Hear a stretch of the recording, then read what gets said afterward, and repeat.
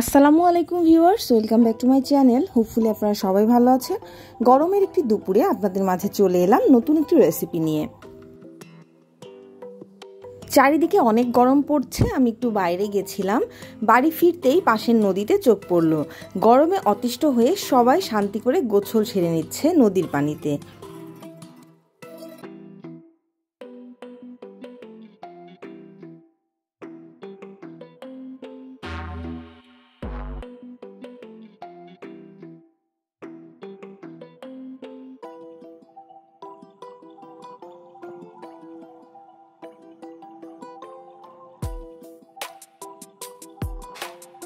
বাড়ি ফিরে আমি নীলকণ্ঠ বা অপরাজিত ফুল সংগ্রহের জন্য বাগানের দিকে চলে গেলাম।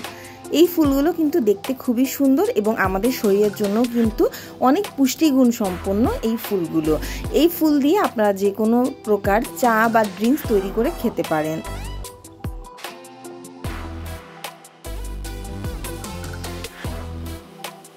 নীলকণ্ঠ বা অপরাজিত ফুল সংগ্রহ করার পরে আমি কিন্তু লেবু বাগানের দিকে চলে যাচ্ছি লেবু সংগ্রহের জন্য। নীলকণ্ঠ ফুলে অনেক ধরনের ভিটামিন থাকে যা আমাদের শরীরের জন্য অনেক উপকারী।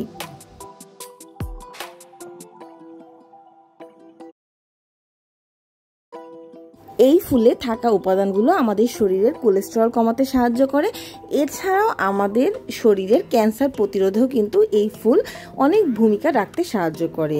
আপনারা আপনাদের ডায়েট লিস্টে এই ফুলের চা বা ড্রিঙ্কস রাখতে পারেন।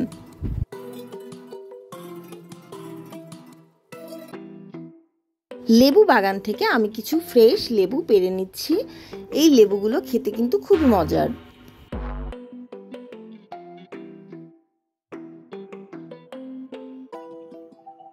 লেবু এবং অপরাজিত ফুল সংগ্রহ করে এবার আমি বাড়ি চলে আসছি একটু ড্রিঙ্কস বানানোর জন্য। লেবুগুলোকে আমি স্লাইস করে কেটে নিয়েছি। এবার আমি এখানে একটি গ্লাস নিয়েছি। গ্লাসের ভেতর আমি দিয়ে দিচ্ছি সুগার সিরাপ।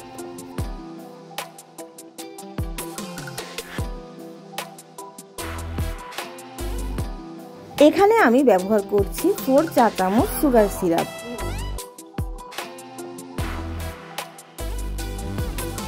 একটি লেবুকে আমি স্লাইস করে নিয়েছিলাম, সেই স্লাইস করা লেবুটিকে আমি এবার সুগার সিরাপের মধ্যে দিয়ে দিচ্ছি। এরপরে আমি এর ভেতরে দিয়ে দিব 2টি অপরাজিত ফুল। ফুলগুলোর সবুজ অংশ ফেলে দিয়ে আমি শুধু পাপড়ির অংশটি ব্যবহার করছি। এবার এর ভেতরে আমি দিয়ে দিচ্ছি হাফ কাপ পরিমাণ স্প্রাইট। এখানে আমি ঠান্ডা স্প্রাইট ব্যবহার করছি। এই ড্রিঙ্কসটি খেতে কিন্তু অসাধারণ হয়েছিল। আপনারা গরমের দুপুরে এই ড্রিঙ্কসটি তৈরি করে খেতে পারেন। Thanks for watching.